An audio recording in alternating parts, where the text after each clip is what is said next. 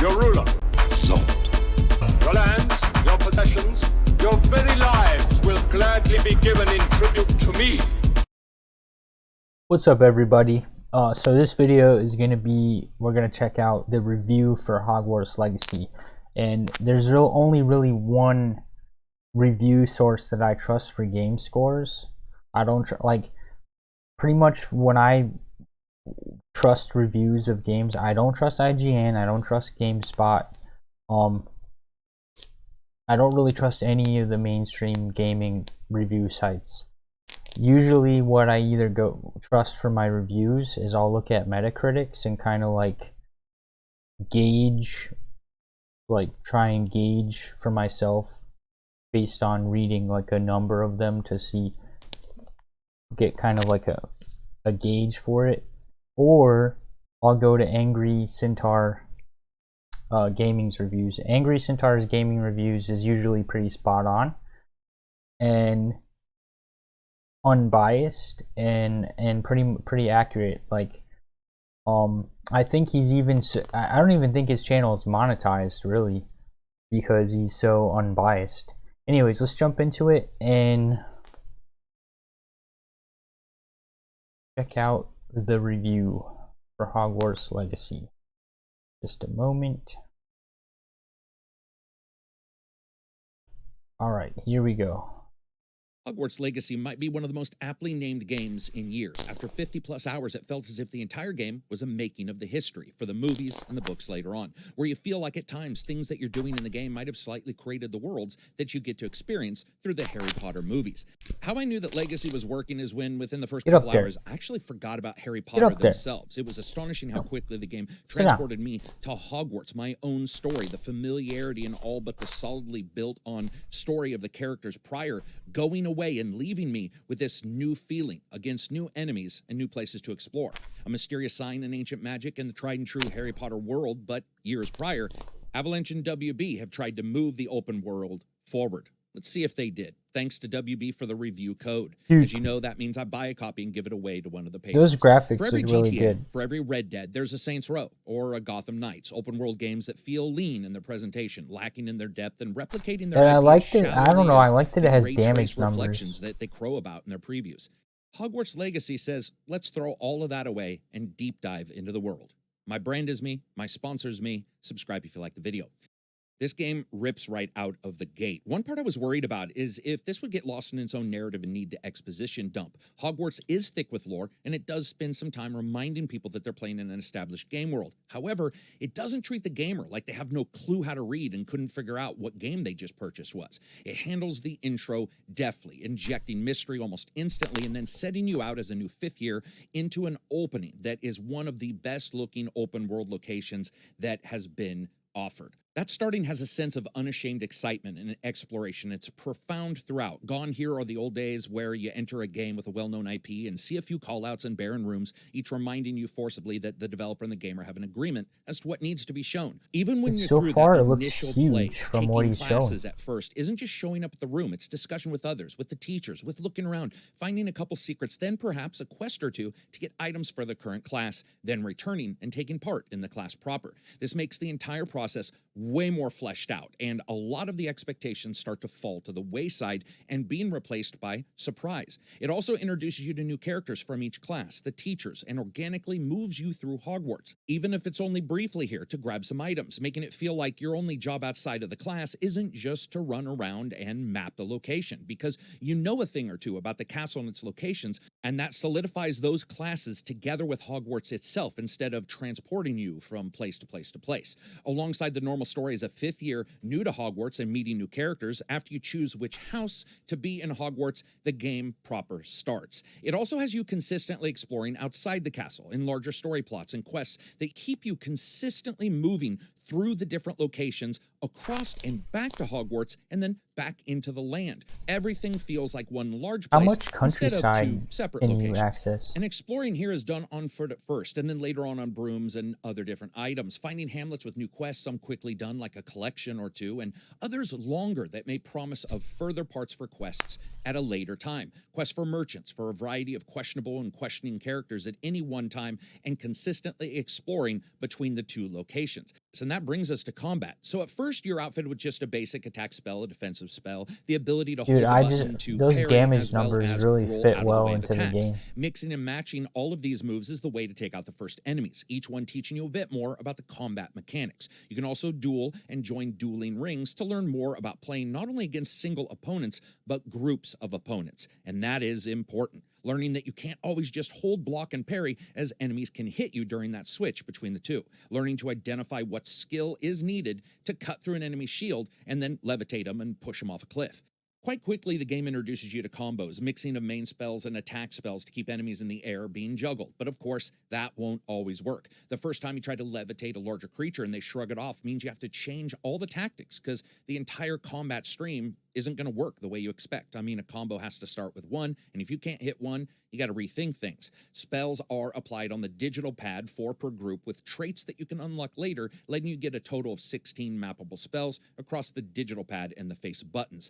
And this is highly important because setting them up right can be the difference between life and death. You want the face buttons beside one another that facilitate a combo, but then if you face another group of characters where that combo isn't always successful, you may want to move them around. It's almost like wizards in a D&D game, choosing what spells to learn at night in the old days. Here it's the momentary thing, but it actually engages you and fosters a huge amount of experimentation.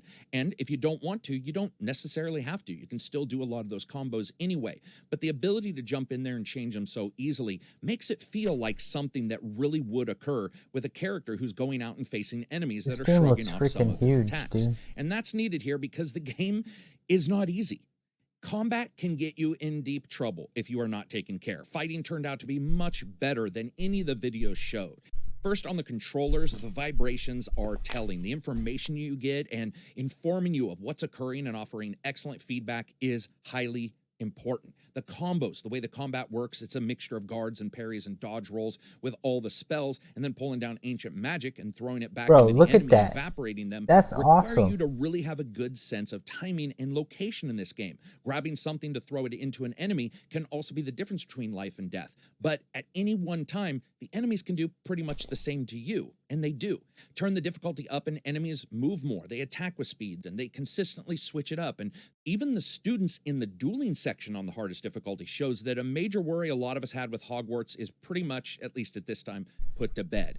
It's not perfect, but it is far more original than I expected it to be.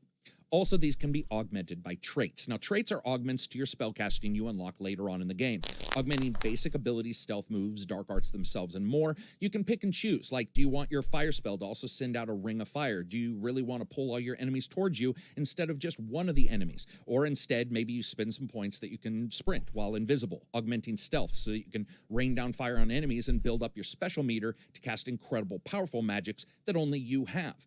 The idea is you won't be able to unlock them all, and I wasn't able to. But I did find that little bit of variation, as well as traits that are on the The only items that you problem get for I have clothing, ended up being the juice for the is it combat. In comparison, It feels for like it instance, would to get games like old Forspoken, waving with a your number of wand spells, around. and no matter how you play it always felt a little bit cumbersome switching between those.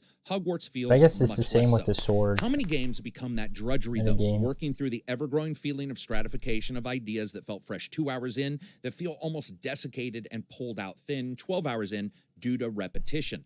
Legacy is always showing you something new or suggesting a new way to go about something, offering a new enemy type that's going to require you to think out of the box or a new ability for you to have. And just far out of the box is going to depend on the level you are and the difficulty that you've chosen to take the game on. It always feels good, even if the main character's ability to jump over something seems a little bit suspect, like he himself doesn't know just how good his knees are. Dodging under a heavy attack, lighting a wolf on fire, then twisting around, blocking and stupefying a goblin feels incredible. And while the combat is usually the end experience, the quests get you to move around the game world. Now, many open world locations have their own gameplay. It does look conceits cool and titles because that the become these ragdoll concrete loops that physics sort of looks sink pretty into awesome. tedium. The world here doesn't advertise the intent of the gameplay elements for the most What's part. all as the you're traveling particle around. effects? Instead, they reward you for exploring. You don't always find a location and surmise instantly what will be happening here. Hogwarts isn't all about surprises. It's just that it gives them to you occasionally, and it seems just as happy as you are to see them. It's incredibly rewarding as an experience and much more akin to the building block world that we may see in a Red Dead than the hodgepodge of, let's say, Watch Dogs. It's not just that Legacy respects the years of fiction, it's that it consistently expands it, regardless of the enemies, the lore, or the spells you're getting. It's like opening one of the original books and somehow someone cast Expando Chaptero and there are more pages there. Whipping through the woods on even a cheap secondhand Ron Weasley type broom is breathtaking. It's a surreal spin on speed and exploration that really does its damnedest to make you feel exactly like a young kid would feel exploring a game world like this. But there are some issues. First, customization of your character has its ups and downs. For example, no matter how hard you try, everyone you can create in Legacy looks a bit like everyone else you can create. Like the main character's parents spent their nights at a free I always struggle with character creation in games. Everybody else. I'm not lying. Never quite satisfied to your characters that seems very close to anyone else. So multiple playthroughs, there's a bit of uncanny valley there. Luckily, that stops at the clothing options. The game lets you go wild, consistently finding items everywhere in the world. If you don't like a scarf, but you like its traits and bonuses, you can have both. It's a nice mix. I usually end up going with presets. Inventory, you can take on some challenges around the game world. You can also sell items to vendors, and you won't lose their graphical design, even if you do end up selling the actual item. So that customization of self is very high here. But that is actually something look how that you pick big up the when game you're playing is. Hogwarts. Looks like The you can sense of go self is everywhere. almost too high. Let me explain. The game handles groups and adventuring in a side saddle way, with you occasionally picking people to move along with on some of the quests, and much less like a BioWare game, and more like Bully with just the occasional character Go that all goes the with way. you. You It's can not that see you're it. You solitary can go all there. the Is time. what it It's looks just like. that it never quite gets off the ground when it comes to that group dynamic. What's interesting about Hogwarts Legacies is it's like the mullet of open world games. While nothing within the first hours of the games could really be called business-like, you're at Hogwarts, you're a student, the life there is a little bit dangerous at various turns. You're still taking traditional steps of a new student. You're learning, taking classes, talking to teachers, even if some of that is involving you being drugged to dangerous places. But then you go out into the back 40 and it is party time. The large open world parts of Legacy are incredible, and they offer a great contrast to the inner locations within Hogwarts, from finding hidden cemeteries with callouts to various characters and groups and monsters and magics of the Harry Potter histories, to riskier steps, diving into the Forbidden Forest, trying to burn down 100 trees to take out that one last spider that's leaping and digging into the ground, ready to trapdoor you from behind.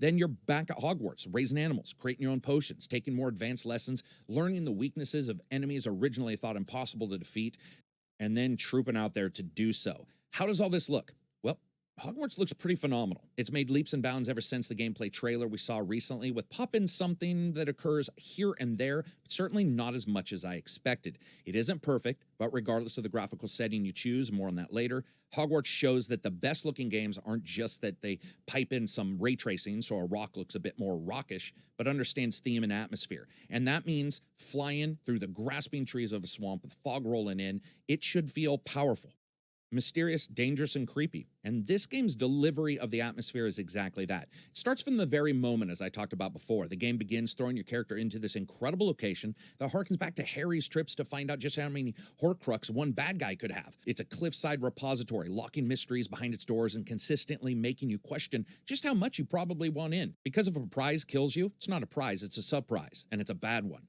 Luckily, there aren't really any bad surprises in this game. Let's be honest, as gamers, I think a lot of us feel lied to just a bit, just a smidge, a little bit of Vaselinus Obscura cast on a vision of some title that gets a downgrade in its graphics when it's released.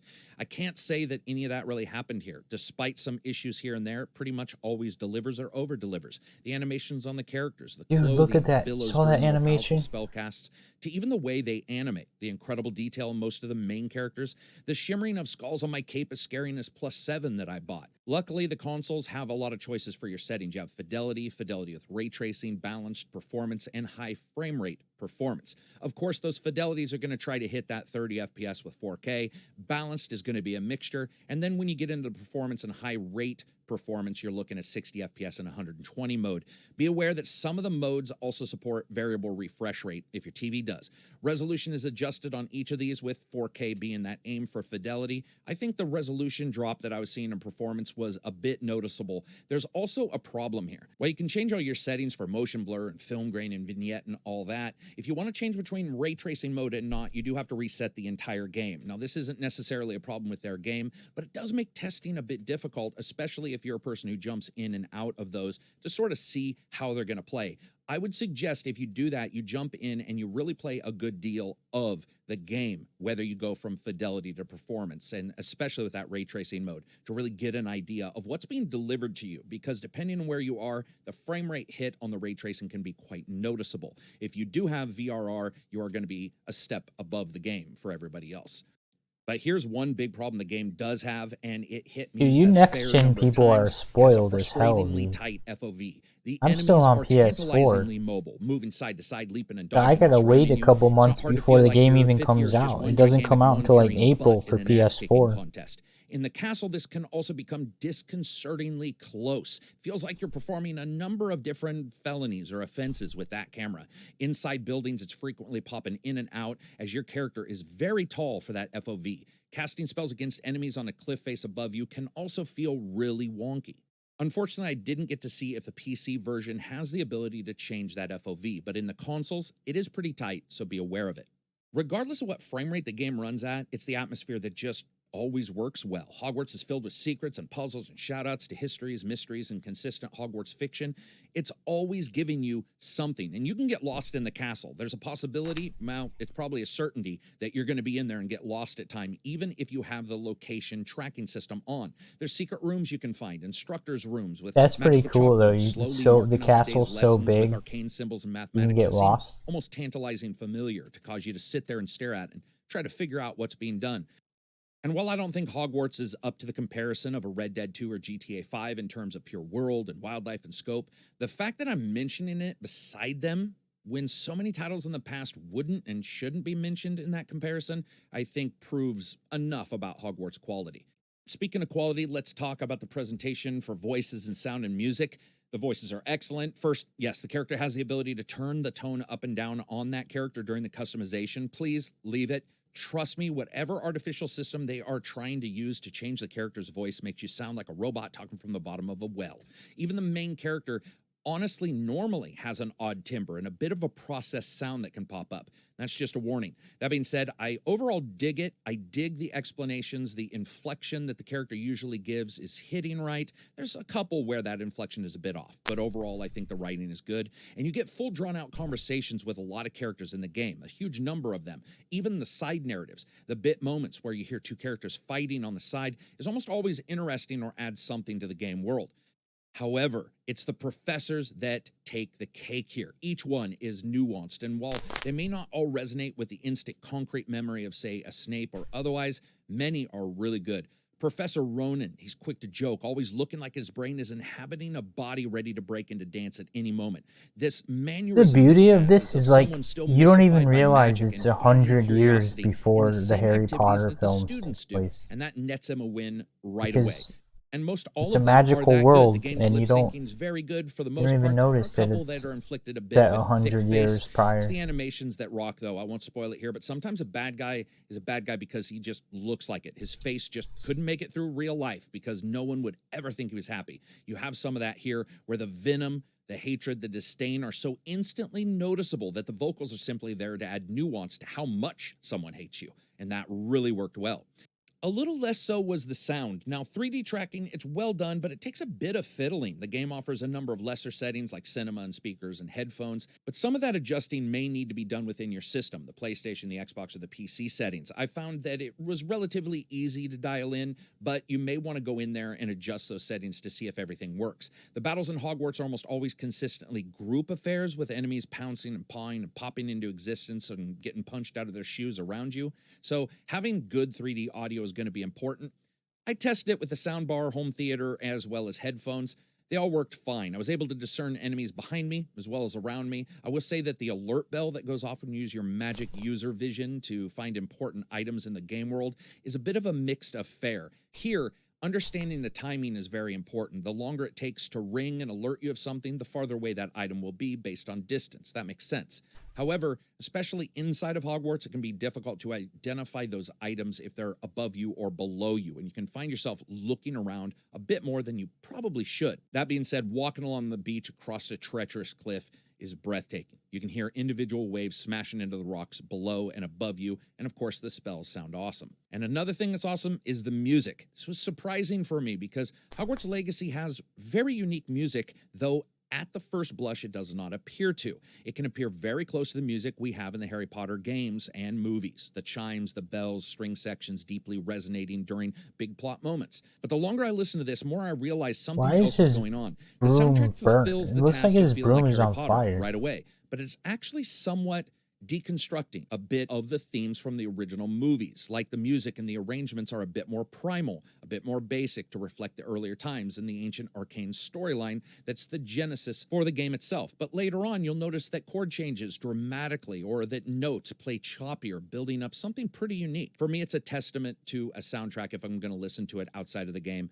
and I will for Hogwarts Legacy. But was it fun? How did it all come together? After 50 hours, it felt as if the entire game was a making of history, where you feel at times that what you did in the game world somehow slightly creates the movies and the books. The game's always giving you something interesting, from fiction to items to performing challenges, side quests, main quests, causing the player to actually work for some of the figuring out of the puzzles and not just giving you the answers or letting you track it down right there. It rewards exploration at almost every single turn. But the best part of the game is that you get to walk with the exaggerated swagger of a Hogwarts student. Jokes aside, that's what it feels like you are. From classes to ripping across the game world on creatures to figuring out the story proper, it does a very good job of making you feel like you're there. I would have loved to have seen the game have me group up with other characters far more often. I would love to have had more choices and responses to characters and quests, most follow into a good or a bad kind of feeling, because that's sort of what you need to do to finish the quest. Is there a karma system like I also think that the game would have really benefited from a deeper Aragon customization system versus for the characters' faces and Renegade? looks. And I get it, you can't have kids with beards and mustaches looking like they're taking a polyjuice prolactin inhibitor and testosterone shots, but that's why I think more adjustments to the faces and the looks would have helped to really make me have the ability to create a character that looked unique and not somewhat exactly like they want them to look underneath. Also, why the equipment system is fully fleshed out and each piece of equipment does change the overall statistic of the character. It never really felt as fleshed out as I would have liked. I would have liked to have seen a few more statistics there because there really aren't that many. Now, for a lot of people who like light RPGs, this is going to fit perfectly with what they are actually hoping for. It's cool there's other people flying around. I think that's around. fine. It was just a little bit of complexity I could have dealt with. But regardless of that lack of surprise, the big surprise was exploration, combat being fun, and the game. But why is having no a bit one more walking on difficulty that than I bridge? was There should be expecting, people especially walking if on you that set bridge. it up high. So as you guys know, I rate games on And the buy there. week for sale, rent, or never touch it again rating system. And this is well worth okay, getting right there's away. people. Fatigue in open world games is an illness everyone gets, like a cough in a smoggy city, and you try to fight it because you like the food there. Hogwarts is more than 50 plus hours, never once making me feel fatigued. It's a testament to how satisfying the activities can be, Wow. how surprising the story can be. That is how quite a mysterious the compliment, exploration dude. can feel, consistently surprising you bit by bit, like a fairy tale that you yourself have been writing and telling at the same time around a fire somewhere. It has its issues, but even when it does, they feel pretty fresh. The quests are enjoyable, many of the smaller ones requiring you to do a bit of your own thinking and footwork, which made them feel so much better than I expected, as was most of Hogwarts Legacy. So anyway, that's it for me. If you guys like this review, I would love for you to thumbs it up. Follow the most evil, difficult boss that we're all fighting right now is YouTube demonetization. So I would love for you to follow the channel, hit subscribe, the That's notify for all sure. button. Well, I'm not If you even wanna check out the monetized yet, Patreon, you so. can. I try to give you guys reviews where I But save you some cash or maybe warn you away from a bad it's the game. entire If I've reason done I so, you can check out the Patreon, join us. We do all kinds the entire of reason I streaming, created as well this as giveaways, second different stuff channel in was the Patrons. I would because love my to have first you one join got up. demonetized. Peace out, gang gang. Revelio. So it would suck to finally get big enough on this channel to get monetization and then get demonetized again. Anyways, that was quite the compliment he gave it right there. To say that it is true that most open world games have the problem that you just get burnt out. Even really good ones. Even really good ones like Spider-Man, like Marvel's Spider-Man on PlayStation. You get, it's such a good game, but like eventually the open world burns you out. And so it's crazy that he said the game is 50 hours long and even by the end of it, he still wasn't burnt out, and that's pretty impressive. So it seems like a good game, but it doesn't come out for PS4 for a couple months. I believe it's April. But anyways, I appreciate you guys for watching this video. Please like, subscribe, and all that, and follow me on Twitch as well. It helps me out, helps the algorithm, all that stuff. And as always, I appreciate you guys, for anyone watching this video and hanging out and participating in the channel. And peace out, guys.